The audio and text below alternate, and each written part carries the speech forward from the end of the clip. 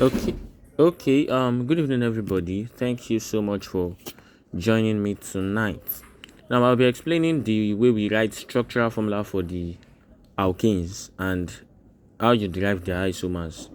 Now, let's start with methane, which is the simplest alkane. Methane is CH4, right? Now, the structure for methane is C H H H H. This is methane. Methane. Okay. Now let's move on. Let's see propane. Propane is C3, right? H8. So that's C. Single bonds between the adjacent carbon atoms.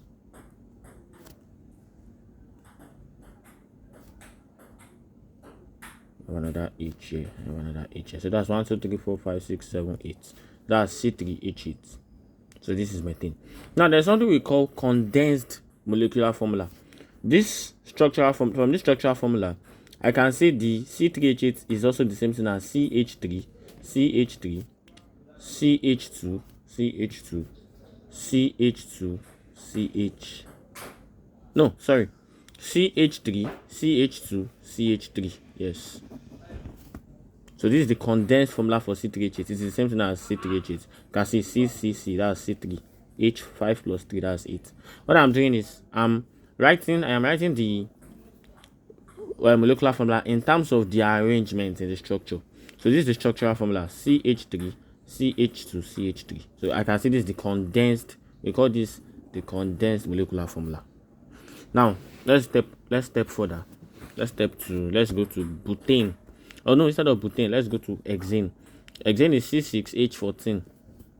Abi, so that is C H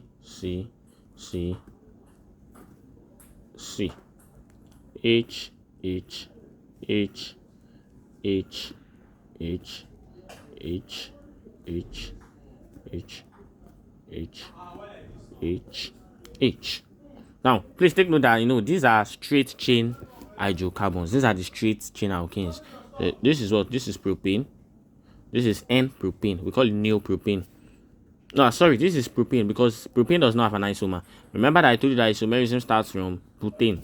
So this will be N-hexane, neohexane. Now let me show you what isomerism is.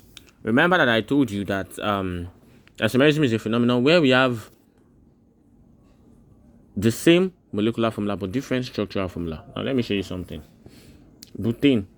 Remember butane is what? Butane is C4H10, right? This is C4H10.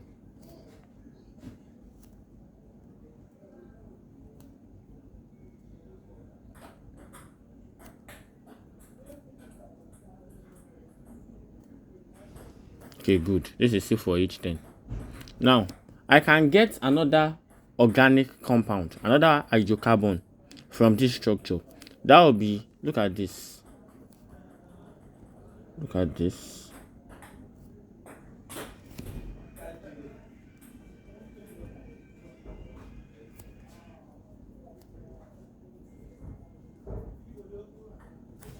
Now, this is 2-methyl. This is called 2-methyl propane.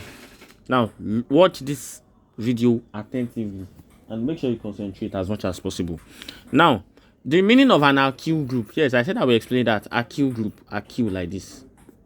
Alkyl group.